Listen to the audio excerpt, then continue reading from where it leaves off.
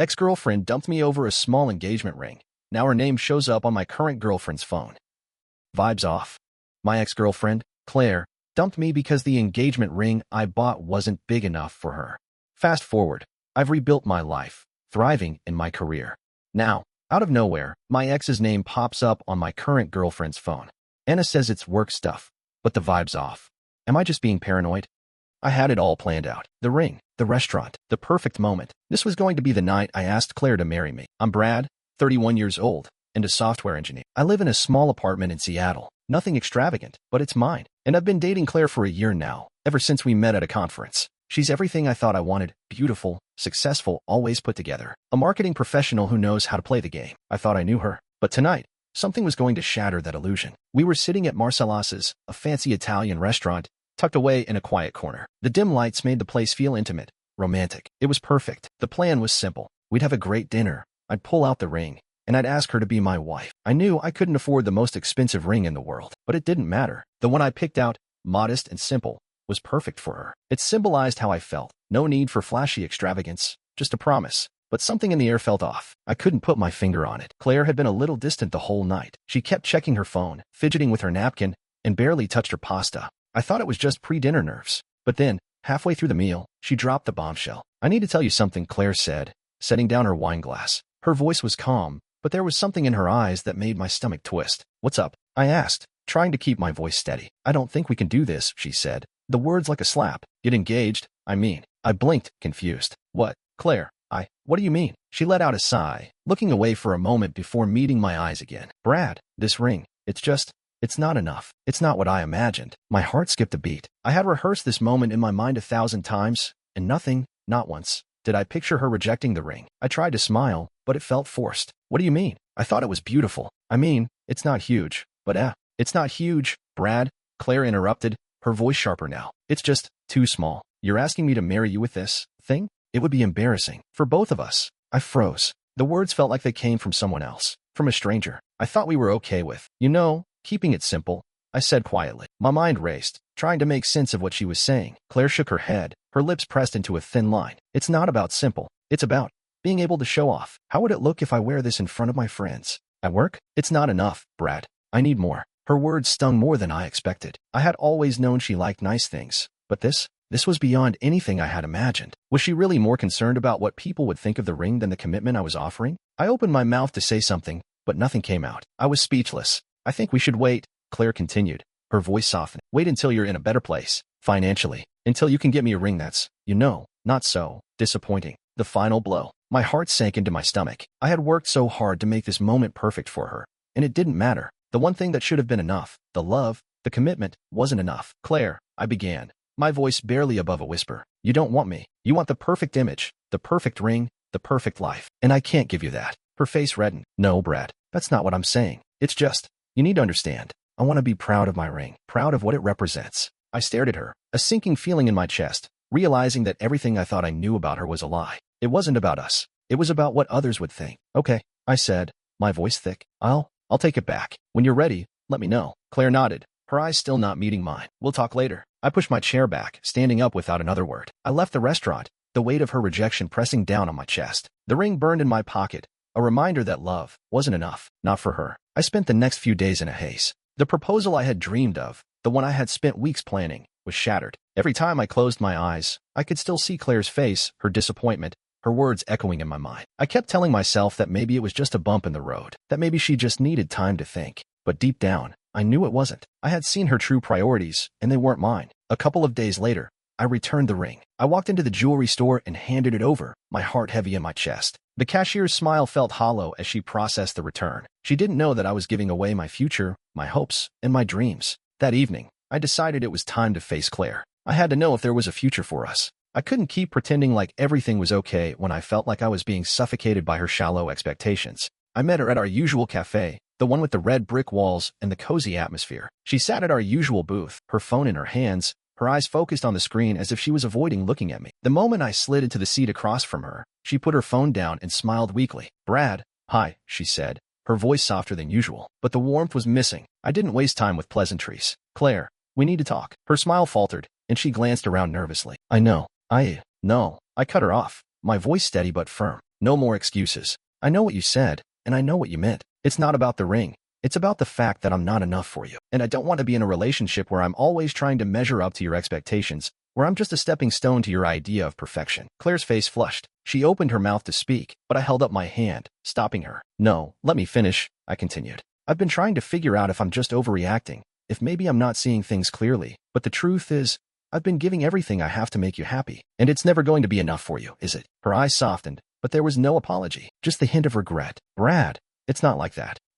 Yes, it is, I interrupted, the words coming out sharper than I intended. You care more about how things look than about what's real. You care more about the ring than the love behind it. And I'm done trying to fit into your little box of what's acceptable. I'm not your project. I'm not a status symbol. Claire didn't respond. She just stared at me. And for a brief moment, I wondered if she was even hearing me. I wasn't looking for a fight. I wasn't even looking for an apology. I just needed her to see the truth. I can't keep doing this, I said quietly, my voice cracking just a little. I can't keep pretending like we're on the same page when we're not. You've already made it clear what's important to you, and it's not me. It's the idea of me. So, this is it. We're done. I stood up, my heart pounding in my chest, the finality of my words sinking in. Claire didn't move. She just stared at me, her lips trembling like she wanted to say something but couldn't find the words. I took one last look at her, my mind clouded with disappointment and hurt, but also relief. I had done the right thing. I had to walk away. I hope you find what you're looking for, Claire, I said quietly, before turning and walking out of the cafe. The breakup with Claire left me in a fog for weeks. It wasn't just the end of a relationship. It was the end of a version of myself I had built around her. I'd spent so much time focusing on what she wanted, trying to meet her expectations, that I'd forgotten who I was. I had always been driven, always focused on my career, but I realized just how much I had put aside for her. It hit me that I'd let her dictate what mattered to me. Now, with her out of the picture, I had no choice but to find my way again. I spent the next month throwing myself into work. I wasn't just coding. I was building. I took on freelance web development projects, nights and weekends. I'd always known I could do more than my 9-to-5 job at the company, but I hadn't pushed myself. Not until now. Not until I realized I had been living for someone else. Every project was a step forward. I was taking on bigger clients, building my portfolio, learning new programming languages, refining my skills. My bank account grew steadily, but more than that, I felt something I hadn't in years, a sense of accomplishment that wasn't tied to anyone else's approval. And with every successful project, my confidence grew. I started attending networking events, connecting with people who saw me for who I was, not for what I could give them. It was refreshing, like breathing fresh air after being suffocated for far too long. The rush of seeing my hard work pay off was addictive. I could feel myself becoming a new person. Not the Brad who was always second to Claire's expectations, but the Brad who could stand on his own, who could make something of himself without validation from someone else. A couple of months into this new routine, I found myself looking at life with a new lens. It wasn't just about the career anymore, though that had always been my focus. It was about growth, about building something from scratch that was entirely my own. My work-life balance wasn't perfect, but I felt more in control than I ever had. I realized I had spent so much of my energy trying to please others, Claire, my friends, my family, when the only approval I needed was my own. One afternoon, as I sat at my desk with a fresh cup of coffee, I opened my laptop to a new email. It was from a potential client. Hey, Brad. We saw your work and we're interested in a long-term partnership. We've been following your portfolio and are impressed with the skills you bring. Let's talk soon. I leaned back in my chair, a smile creeping onto my face. This was big. This was the kind of opportunity that would change everything. I hit reply, setting up a call with them for the next day, my mind already racing with possibilities. As I prepared for the call that night, I felt something I hadn't in a while. Excitement. I had worked hard to get here, to a place where opportunities like this felt within my reach.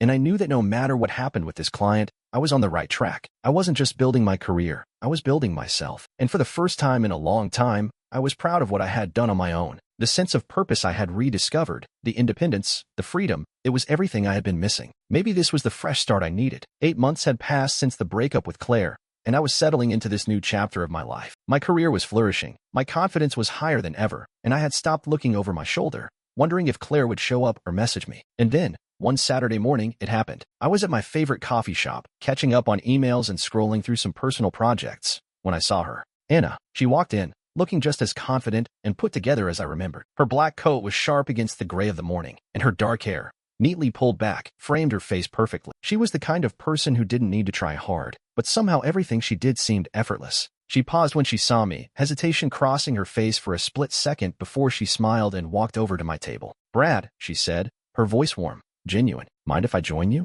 I gestured to the empty chair across from me, suddenly aware of how out of place my old clothes felt next to her perfectly pressed blazer. Of course, it's been a while. Anna sat down and ordered her coffee, and for a while, we caught up. She told me about a few new clients she had secured for her consulting business and how her team was expanding. I filled her in on the projects I'd been working on and how much the freelance work had pushed me to grow. But it wasn't just the business updates. We laughed, talked about old memories from when we used to run in the same social circles, and for the first time in a while, I felt like I was having a conversation with someone who truly understood me. It wasn't forced, or about what I could do for her, or whether I could impress her. Somewhere between the second coffee and the shared stories, I started to notice the small things. The way her eyes lit up when she talked about something she was passionate about, the calm and kind energy she gave off. There was no rush to be anywhere else. No hurry to make me feel like I had to be something I wasn't. It felt easy. I'm glad we bumped into each other. Anna said as we finished our coffee. I've been thinking about reaching out. I've been following your work and, honestly, I'm impressed with how much you've grown. My chest tightened at the compliment, though I kept my expression neutral. Thanks. It's been a ride, but it feels good. What about you? How's the business going? Really well. Busy, but that's a good problem. Actually, she added, her expression turning slightly mischievous, I was thinking about hiring someone for a few side projects. I'm growing faster than expected. Would you be interested? I leaned back in my chair, surprised by the offer. You want to hire me? Anna shrugged, looking both humble and confident at the same time. Well, it wouldn't be the first time we've worked together, right? She said with a wink. And I know how good you are at what you do. The idea was tempting. Working with someone who saw me for my talent, not my paycheck. Someone who valued me for who I was, not for what I could provide. I'd love to, I said before I even had a chance to second-guess myself. Let's talk more about it. She smiled, the kind of smile that made me think that maybe, just maybe, this was the fresh start I'd been looking for. Not just in my career, but in my life. As we finished up, I realized something important. This wasn't just about a job. It was about building something together, without the weight of expectations, without someone else's vision of who I should be. It was about sharing a vision with someone who truly saw me for who I was, and who appreciated it. For the first time since the breakup, I didn't feel like I was just trying to fit into someone else's life. I was creating my own. And maybe, just maybe, I was doing it with the right person. A year had passed since that first coffee with Anna, and everything about my life had changed. I had expanded my freelance work, built a solid reputation, and even gained a sense of control over my career and future. But there was something else that had grown during that time, my feelings for Anna. We had become close, closer than I ever expected. It wasn't just the shared projects or the late-night brainstorming sessions. It was the way she understood me, the way we seemed to click effortlessly. I couldn't remember the last time I felt this supported, this seen. It was early autumn when I realized I wanted to take things further with her, and not just in a casual, let's see where this goes kind of way. No, I wanted something real. I wanted to spend the rest of my life with her. I knew that proposing was the next step. The idea of asking her to marry me felt right, even though I hadn't imagined it with anyone else. The thought of a future with Anna was more fulfilling than I could ever have hoped for. And unlike with Claire, there was no pressure, no expectations to live up to beyond what we were building together. It was simple and meaningful, but there was one thing I needed to figure out, the ring. I wasn't planning on spending a fortune. What mattered to me was finding something that felt true to us, to our relationship. Something that would reflect who Anna was and what we meant to each other, not some oversized diamond that would make her social circle impressed. I didn't need that. I wanted to give her something real. I'd remembered her telling me once how she loved vintage things, how she thought they had more character, more meaning than anything brand new. That's when I decided to find the perfect vintage ring. A couple of weeks later, I found it. It was a small antique shop tucked away on a quiet street in downtown Seattle. The moment I stepped inside, I was met with the smell of old wood and polished silver, and the soft hum of jazz music in the background. The shop was filled with trinkets from another era, old books, vintage cameras, and jewelry that looked like it had stories to tell. The moment I saw the ring, I knew it was the one. A delicate 1940s Art Deco piece with a modest diamond set in the center, surrounded by small, intricate filigree. It wasn't flashy, but it had an elegance to it that screamed Anna. It was unique, like her, and it felt timeless, like the kind of thing you could pass down for generations. I didn't hesitate. I bought it. Now, all that was left was to figure out the perfect way to propose. And for that, I knew exactly what I wanted to do. A few days later, I was walking through the park with Anna. We had spent so many afternoons here together, talking about everything and nothing. It was our place, a quiet sanctuary from the world around us. That evening, the sky was painted in soft hues of orange and pink as the sun began to set. We walked side by side, enjoying the peace of the moment. You know, I said, trying to keep my voice light, I've been thinking about something lately. Oh, Anna turned her head, giving me one of those soft, knowing smiles that made me feel like she could read my mind. Yeah, I've been thinking about how lucky I am, I continued, how lucky I am to have found someone who just gets me. Who? Well, who makes me better? Anna chuckled, her voice teasing. Oh, please, Brad. You are always better than you give yourself credit for. I smiled, feeling my heart swell. I don't think I was. I think I was just stuck in a cycle of trying to live up to expectations. But you showed me that I could just be me. And that's enough. Her smile softened, and she looked up at the sky, her eyes reflecting the fading sunlight. I'm glad I could do that for you. You deserve to be happy, Brad. You always have. We stopped walking for a moment,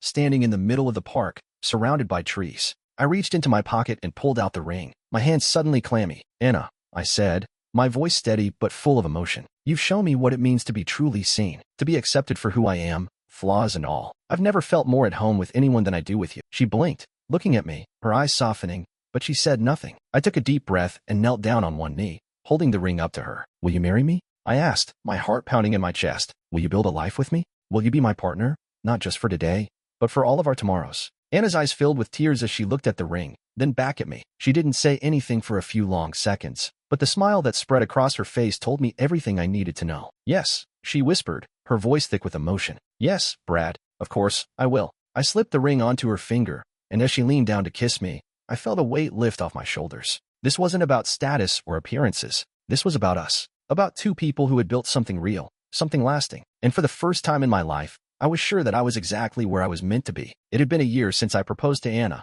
and life had finally found its rhythm. My business was growing steadily, and our relationship felt like it was built on something real, something solid. We had learned to balance work, play, and everything in between. I felt like I was on top of the world. But one night, everything was thrown into question. Anna and I had just finished a quiet dinner at a small bistro we loved, enjoying a relaxed evening together. We were celebrating one of the many little wins we'd experienced that month, basking in the comfort of our routine, when Anna's phone buzzed on the table. She glanced at it, her face momentarily going still before she smiled. "Oh, it's from work," she said, picking it up to check her messages. I didn't think much of it. That was until she froze, her finger hovering over the screen. Her smile faltered, and her eyes darted toward me, almost too quickly. "What's wrong?" I asked, noticing the shift in her demeanor. She set the phone down, her eyes searching mine for a moment before she cleared her throat. "It's nothing. Just some work stuff. No big deal." I raised an eyebrow, not entirely convinced, but before I could press, our waiter came over, bringing the check. We paid and stood up to leave, though the lingering tension still hung in the air between us. We walked to the car in silence, the evening air crisp and cool. Anna's eyes kept flicking to her phone, like she was trying to avoid something. I could feel her distance, like she was slipping away from me, but I wasn't sure why. "Anna, you've been acting weird," I said as we got into the car. "Is everything okay?" She hesitated before putting the keys into the ignition, but then nodded quickly. "Yeah, it's fine. I'm fine." It wasn't fine. I knew it wasn't, but I didn't press her further. I didn't want to ruin our night, but I could tell something was off. And it wasn't just the work stuff. As we drove through the streets, the city lights passing by in a blur, Anna's phone buzzed again. This time, I couldn't ignore it. She quickly glanced at it, but I saw the name on the screen, Clare. I had barely thought about Clare in months. She had been a chapter one had closed, one that I had left behind when I'd walked away from that relationship. But the sight of her name on Anna's screen made something stir in my chest. "Clare," I said, keeping my voice even, though I couldn't hide the hint of surprise. Anna quickly swiped the phone and placed it face down on the dashboard. "It's nothing," she said, a little too quickly. I clenched my jaw, trying to keep my frustration in check. "Why is she texting you?" Anna hesitated, her fingers tightening around the steering wheel. "She's asking if I'm coming by later for drinks. It's for work stuff. I think she wants to talk about a project we're working on." Something about the way Anna said it didn't sit right with, but I didn't say anything, my mind swirling with questions I didn't have answers for. We pulled up to our apartment building, and Anna quickly parked the car, as though eager to escape the conversation. "Hey, I don't want to make this weird," I said, trying to break the tension. "But if something's going on, you can talk to me." Anna gave me a tight smile, but her eyes were distant. "There's nothing to talk about. It's just work stuff." I nodded, even though the knot in my stomach wasn't going away. I could feel it now. Something had shifted, and for the first time, I wasn't sure where I stood. A few hours later, we were back in the apartment, winding down for the night. Anna had gone quiet, and I could feel her pulling away from me, even as we sat on the couch together, watching some random movie we had picked out. Her mind wasn't here. It was somewhere else. I stared at her, wondering if I was imagining it. Maybe I was overthinking everything, but I couldn't shake the feeling that something was off. Finally, I couldn't take it anymore. "Anna, what's going on? You're shutting me out." She flinched, her body stiffening as if she had been waiting for me to say it. She put her hands in her lap, her gaze turning inward. "I'm sorry, Brad. I didn't mean to be distant. It's complicated." My heart sank. "What's complicated? Is it about Clare?" She bit her lip, clearly conflicted. "It's not exactly about her, but I've been thinking about everything lately. About us, about where we're headed." I felt like I had been hit with a wave. "Where we're headed?" "Anna, we've been together for over a year now. We're doing well. We're building something real. What's changed?" She took a deep breath, her eyes avoiding mine. "I don't know if I'm ready for this. For all of it. For everything." A sharp pain shot through my chest. "What are you saying?" I asked, my voice hoarse. "I'm saying that I think we need some time apart," she said softly. "I need to figure things out, Brad. I thought I knew what I wanted, but I think I was rushing into things." "I'm sorry." I was stunned. The room felt colder somehow, the silence between us deafening. I opened my mouth to say something, but no words came out. I stood up, feeling the ground shift beneath me. This wasn't how it was supposed to be. Anna and I were building something. We were happy. Or so I thought. Anna, I don't understand, I said, my voice barely above a whisper. After everything we've been through, everything we've built, you're just walking away?